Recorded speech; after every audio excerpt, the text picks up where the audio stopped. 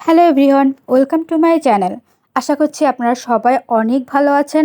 আজকে অনেক দিন পর আপনাদের সামনে একটি নতুন রেসিপি নিয়ে হাজির হয়েছি। দেশি মোরগ বা মুরগি খেতে কিন্তু অনেক বেশি সুস্বাদু হয়। আর দেশি মোরগ বা মুরগি যদি আপনারা এইভাবে বাসায় রান্না করেন তাহলে সেটা খেতে আরও বেশি সুস্বাদু হবে। আর মাংসটাও কিন্তু অনেক সুন্দর সিদ্ধ হবে এবং মাংসের মধ্যে মশলাটাও খুব ভালোভাবে যাবে যদি এই প্রসেসে রান্না করা হয়। চলুন তাহলে আর কথা না বাড়িয়ে রেসিপিটি শুরু করা যাক। আমি এখানে মাংসগুলো সুন্দরভাবে ধুয়ে যে কড়াইয়ে রান্না করব একবারে সেই কড়াইয়ে নিয়ে নিচ্ছি। এবার এর মধ্যে আমি আদা, রসুন, পেঁয়াজ আর শুকনো লঙ্কার একটি পেস্ট তৈরি করে নিয়েছিলাম, সেটা দিয়ে দিচ্ছি 1 টেবিল চামচ লবণ, 1 টেবিল চামচ হলুদ গুঁড়া, 1 টেবিল চামচ ধনিয়া গুঁড়া আর 1 টেবিল চামচ জিরা গুঁড়া। এবার এর মধ্যে মিডিয়াম সাইজের একটি টমেটো কুচি করে রেখেছিলাম সেটা দিয়ে দিচ্ছি 1 কাপ পরিমাণ পেঁয়াজ কুচি আর 4টা কাঁচা লঙ্কা। এবার এখানে পরিমাণ মতো তেল দিয়ে দিচ্ছি। আমি এখানে সয়াবিন তেল ইউজ করেছি, আপনারা চাইলে সরিষার তেলটাও ইউজ করতে পারেন।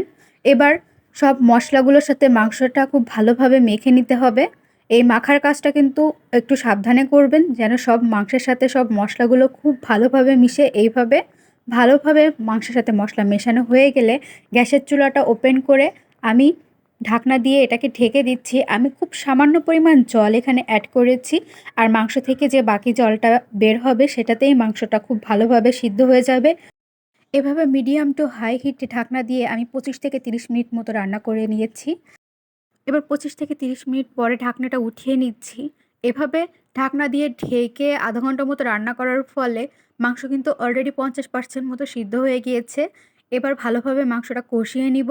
এই পর্যায়ে মিডিয়াম হিটে জাল রেখেই কিন্তু মাংসটা এখানে আমি রান্না করছি। বেশি জোর দিয়ে জাল দিলে তাড়াতাড়ি জল শুকিয়ে যাবে ঠিকই, কিন্তু মাংস কিন্তু ভালোভাবে সিদ্ধ হবে না। দেখুন জল কিন্তু শুকিয়ে গিয়েছে আর অলরেডি কিন্তু মাংসের উপরে তেলও উঠে এসেছে। এ পর্যায়ে আমি মাংসগুলো খুব ভালোভাবে কষিয়ে নিব। এমনভাবে কষাতে হবে যেন মশলার সাথে মাংসগুলো একটু ভাজা ভাজা হয়ে যায় এই পর্যায় পর্যন্ত। কারণ মশলার সাথে মাংস খুব ভালোভাবে যখন কষানো হয়ে যাবে, ভাজা ভাজা হবে, তখন মাংসের ভিতরে মশলাগুলো খুব ভালোভাবে যাবে। মশলার ফ্লেভার মাংসের মধ্যে একদম ঠিকঠাকভাবে থাকবে এবং মাংস খেতেও অনেক বেশি সুস্বাদু লাগবে। দেখুন আমি নেড়েচেড়ে কিন্তু মশলার সাথে মাংসগুলো একটু ভালোভাবে ভেজে নিচ্ছি। এ পর্যায়ে মাংস কিন্তু আমার প্রায় 70 থেকে 75% সিদ্ধ হয়ে গিয়েছে আর খুব ভালোভাবে কষানোও হয়ে গিয়েছে। এখন আমি একটু নেড়েচেড়ে এর মধ্যে পরিমাণ মতো জল দিয়ে দিব। যতটুক জল আমার বাকি মাংস সিদ্ধ হতে লাগে এবং আমি যতটুক ঝোল রাখবো তার উপরে নির্ভর করে আমি কিন্তু এখানে জলটা দিয়ে দিচ্ছি। এবার এখানে পরিমাণ মতো জল দিয়ে আমি একটু নেড়েচেড়ে দিচ্ছি যেন ঝোলের জলের সাথে মশলা ভালোভাবে মিশে যায়। এবার এটাকে আমি জাল করতে রেখে দিব। এ পর্যায়ে মিডিয়াম টু হাই হিটে চুলার আঁচটা রেখে রান্নাটা করব। প্রায় 15 থেকে 20 মিনিট জাল করার পরে ঝোল অনেকটা শুকিয়ে এসেছে। আমি যতটুকু ঝোল রাখবো ততটুক পর্যন্ত ঝোলটা আসার পরে আমি এখানে 1 টেবিল চামচ মতো গরম মশলা গুঁড়া দিয়ে দিব। তরকারি কিন্তু প্রায় হয়ে এসেছে। এ পর্যায়ে আমি 1 টেবিল চামচ মতো গরম মশলা গুঁড়া এর সাথে দিয়ে ভালোভাবে নেড়েচেড়ে মিশিয়ে 1-2 মিনিট জাল হওয়ার সাথে সাথেই চুলাটা অফ করে দিব।